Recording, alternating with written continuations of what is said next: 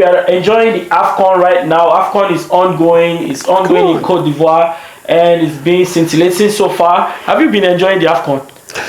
Yes, because Nigeria, we have 4 points from 2 matches, defeated the host nation, and I've seen a lot of surprises. The bigger teams, they are struggling, and the smaller teams, they are actually doing some good stuff right there. So I would say yes. Okay, talking about Nigeria, smaller teams. Nigeria played Equatorial Guinea in our first game. Everybody was expecting that we were going to, massacre Equatorial Guinea. It was going to be a walk in the park. But the small team, in quotes, Equatorial Guinea, gave us a lot of trouble. What's your analysis on the game? Okay, well, Nigeria, we hope we would have won like 3-0. No disrespect to Equatorial Guinea, but I would say, we were lackluster. Lot of chances. Even after we went 1-0 down, we were able to come up right away, equalized. But after that equalizer, we should have won that game by maybe 3 more goals. But I wasn't impressed in the first game, I wouldn't lie, because everybody, even myself, we expected us to win that game. So when you say lackluster, is it coming from the coach? Is it coming from the players? Let's get into a little bit of detail right here. I know players like Osimhen struggled. We were expecting him after best player of the year for 2023. We were expecting him to do better, but he struggled in front of goal. He had clear chances. Was it the striking? Was it the creativity, or was it the tactics from the coach? Where would you lay your blame? Well, I would say the blame comes from the coach. This is Super Eagles with no identity. The Super Eagles that you and I know, when we are playing Nations Cup or World Cup, we are already anticipating that we will get to knockout stage with no issues. And apart from we winning games, you could see the likes of Okocha, the likes of Kanu Akwo entertaining you while you are watching Super Eagles strolling to victories against anything. Even if we are not winning, even if we were struggling, you will see the identity. But this current Super Eagles, I wouldn't blame the players, because the players, we have a lot of players that are playing in top leagues. Players like the newly crowned African Footballer of the Year, Victor Osimhen.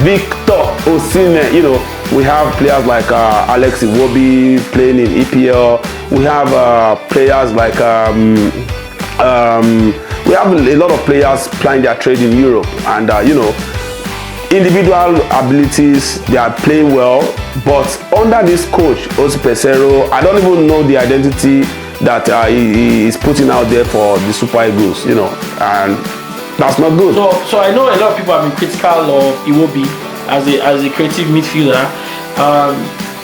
That he's not entertaining. His distribution is not great. His vision, he lacks vision. Does it come under criticism, or so far so good in the first game and the second game? Has he impressed you? Well, to be honest with you, Alex Iwobi has not impressed me in this tournament so far. I know he has been doing the tackling, his work rate and all that, but I need some little bit of creativity in the middle of the pack. Alex Iwobi is an experienced professional. I know the way he plays in Europe, but how come you cannot transfer those skills in the Nations Cup yet? You are playing against players that they've not really been exposed to European football, even if they have. But do you think that's actually a factor too, with the humidity, the heat out there in Cote d'Ivoire, and these players are playing right now in the winter in Europe? Sorry to cut you short, but that might even be a factor that goes against us having so much European-based players. So many people will argue that we need to have a lot of home-based players that blended with the European-based players to actually do well in an African Cup of Nations. Well, I don't think that's a basis for us to use as an excuse for the players. Every or most Nigerian players, they pass through that condition. Osimhen passes through that condition. All these players right there that they are representing Eagles, they pass through that condition. So why would they not just immediately acclimatize to the weather? You are from Africa. You know what to expect, right? And I also blame the body of the like NFF. We are coming. Okay, if we say we have a lot of invitees from Europe, why not just bring them down to maybe a country that has the same weather condition as Côte d'Ivoire, like 2 weeks to the tournament or 3 weeks to the tournament? Let them camp right there so that they can know they can acclimatize before the competition starts. So the blame is from the top to the coach. Those two factors is who I will lay the blame onto. Because so in the first game, who are your standout players? To me, I think Lookman was standout. He was, he was running making positive runs into the half of the opposition. He was in the pockets, receiving the ball. He wanted the ball. He wanted to carry the ball. He actually created the goal for Osimhen also with the pull out, and Osimhen headed the ball and equalized against Equatorial Guinea. For me, he was the standout performer. And maybe players like Bassi, but he came on late. Bassi from Fulham. I was impressed with his performance. I was also impressed with the Yusuf, but he got an injury, and that's going to lead me to another question. But who are your standout players in the game? Well, like you mentioned, I would also go with Ademola Lookman. He did exceptionally well. Even in the second game as well, he still lived up to expectation, in my own opinion. And I also want to give credit to the goalkeeper. Fine, he conceded in Wabali, yes, he conceded in the first game, but that wasn't his fault. But the kind of composure he has, how he's so confident in his area, and he communicates well with the defense line. It gives me chills. Like, now I can watch Super Eagles game. Like, yes, whatever that comes straight to the goalkeeper, I'm good. The last time I have that kind of confidence in the goalkeeper was when Vincent Eyama was our goalkeeper. But no disrespect to Francis Uzoho, while he was keeping, while he was in the goalpost, conceding all kind of goals, I was always shaky when we are playing and we have him in goal.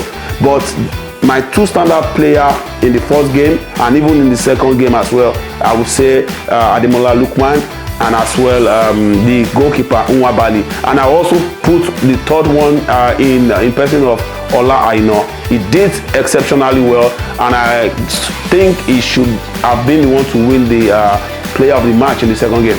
Yeah, so going into the second game, right, we were really skeptical. People were afraid. There was tension because we were playing the host team, Côte d'Ivoire, and we had lost the services of the only pivot, the only holding midfielder that we took to the tournament. Even before I get into the question, I want to ask, why would a country like Nigeria have just one pivot? I know there was a lot of injuries, in camp. Some of our players got injured last minute. I won't need and the likes. But there are players in our home league. You can go to Enyimba, you can get a pivot, you can go to any of these clubs, Rivers United. Why would we present ourselves at the Nations Cup and only depend on Yusuf as a pivot? Well, that's the fault of the coach and his technical crew. Well, not preseason, right? But before they went on to the Nations Cup, at least they had like a 2 weeks or 3 weeks camp experience with the players. You should have known that there are some players right there, because I believe we went to the Nations Cup with a lot of attacking players. Names. Like Osimhen, Umar Sadiq. Okay, Umar Sadiq got pulled out, and Victor Boniface also got pulled out because of injuries. Chukwueze, and players like this Ademola Lookman, forward player Musa, Ahmed Musa. Too many forward attacking players. We have a lot of players that can be part of the central defensive midfielder, like you said, the pivot in the team. And we lost the only pivot player that we took to the tournament, in person of was Yusuf. Well, I will blame the coach because he took a risk and the risk has already backfired. I just hope the guy is good for the third game. So, what was your impression on the second game? Second game ended 1-0, penalty by our captain Ekong. The penalty was won by Victor Osimhen. Is that convincing? You know, going by the fact that we are playing in front of their home crowd, their home support, the pressure is on us. We have to win, or be ready to face elimination in the third game, because in the third game anything can happen. Were you impressed with the fact that we got the result? Is that okay, or do you think that our performance needs to get better? First and foremost, I want to say this: that is the game of the tournament, because you are playing. Super Eagles of Nigeria is playing against the hosting nation Cote d'Ivoire. What was on play right there on that very day was Nigeria. We didn't take our chances. After going one goal up, we could have won that game by maybe 4 goals margin or something. But like I said, Osimhen losing chances, Chukwueze selfish like a couple of times. Just I don't think the chemistry in the team is working right now, and the coach needs to see that. If we are seeing it outside, the coach and his technical crew, they need to sit down and address a lot of things, because I don't know why you want to score a goal when you know that you don't have the clear-cut chance to bury this chance. Just pass the ball. Victor Osimhen is always there begging for chances, begging for the right passes, but some players, they just want to score just by putting their name on the sheet. Put the team first. Put the team first. If you put the team first against a host nation, though I will take the victory, because if we had lost that game or play a draw, we don't know what's going to happen in the third game. And right now in this Nations Cup, you cannot predict, and you cannot just overlook some teams.